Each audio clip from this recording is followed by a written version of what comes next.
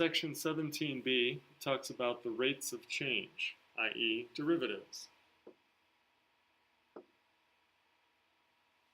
As we know, dy dx gives the rate of change in y with respect to x, or delta y over delta x. So let's jump right into an example. The cost in dollars of producing x items in a factory each day is given by the following function.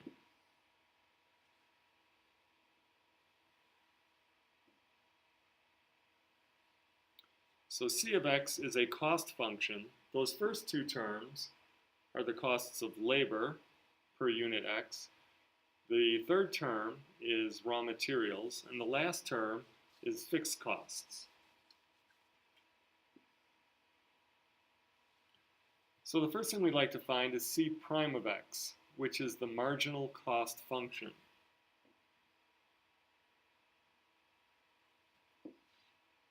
So to find c prime of x, we'll simply use the power rule.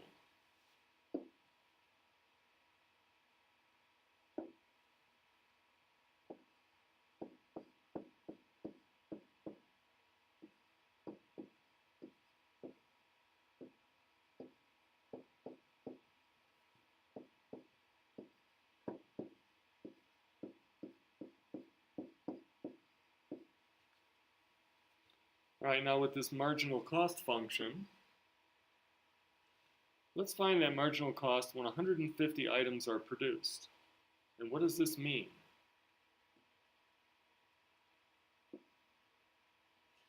So we're going to plug in 150 for x in c prime of x, our marginal cost function.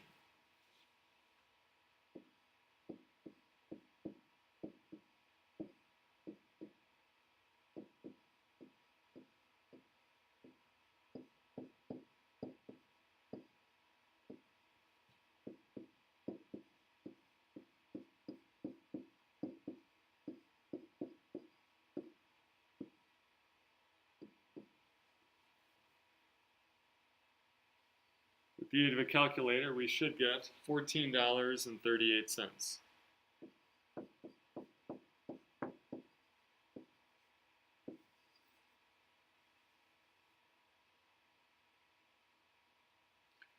Now, what does this number represent? This 1438, that represents the rate at which cost is increasing when 150 items are produced.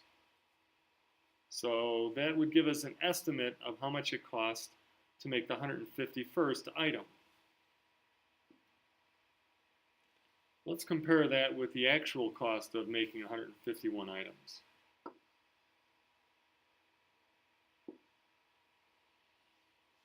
So if I take my original cost function, c of x,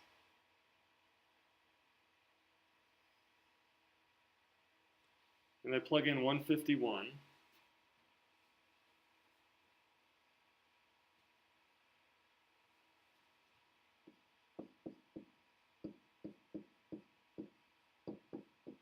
I get $3,448.19.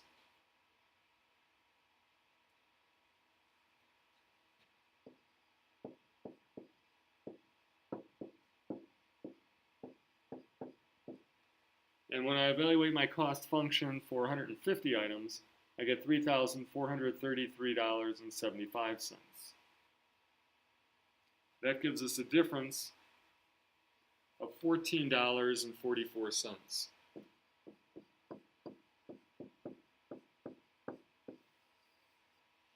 So that's the actual cost of making the 151st item. So our estimate from part B was actually quite good.